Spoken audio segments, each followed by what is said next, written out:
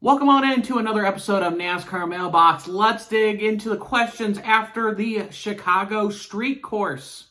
And now this first question comes from Justin EA4480. They asked, do you think SVG will race again in the Cup Series or the Xfinity Series? Now Shane Van Gisbergen won in his first career start in the NASCAR Cup Series at Chicago. I want to start more with the side of the immediate future too. Seems like SVG's kind of more set in 2024 with the supercars. There's a possibility that he could come over here as soon as 2024, but looks like more tangible as 2025. I think he can compete well on these road courses as we've seen before. I think the big question is how is this going to be handling on the ovals? And with some of the Cup Series drivers, including Kyle Busch, they said that Shane seems like he has 4 to 8 years more experience with this type of car compared to everyone else.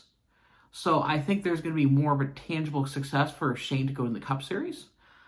We'll see if there is an opportunity for him to drive, probably with Trackhouse, with Project 91.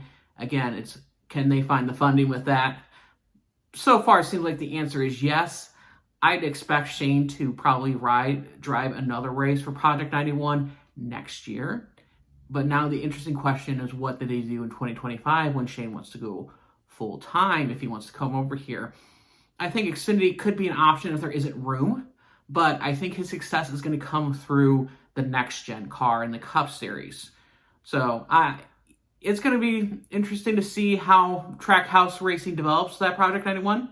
But I think for now, you might expect him to see another start or two before the full-time Cup Series talks are going on. And now this next question comes from Cool Nala. They asked, what other drivers from other series do you think should or would come to race in the Cup Series after Shane's win? I think it's pretty wide open considering the fact that Shane won in his first career start, kind of making his relevance known in the supercars. I think it's wide open where you can see, like a Lewis Hamilton come over. You can see Max Verstappen come over in the Cup Series, try something like that with Project 91. You can even see some of the Penske drivers, like IndyCar drivers, or even, you could have a wide range like Tony Kanaan. I could see even possibilities Scott McLaughlin in the V8 Super Series for how similar those cars are. It seems like the floodgates opened where, like I said, NASCAR was about the early 2000s when you had the road course ringers come in, and then you had the IndyCar invasion, open wheel invasion with Juan Pablo Montoya, you had Scott Pruitt, you had Dario Franchitti, you had a bunch of talented drivers. I think they're going to pounce on this opportunity again to be the best in the NASCAR Cup Series. So this definitely opens up the potential of more drivers coming in here. Like I said, we already had 2311 Racing announcing another driver for their 67 car.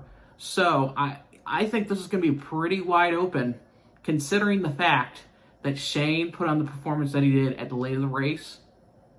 I think, again, this is just the beginning of seeing more drivers from other series coming into NASCAR. Thank you very much for watching this week's episode of NASCAR Mailbox. Until then, make sure to hit that subscribe button to not miss any of our great racing content. Until then, as always, have a great race weekend.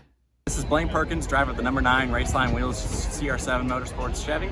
Make sure to hit that subscribe button. Also check out one of those 2 videos beside me. Visit frontstretch.com for more racing content.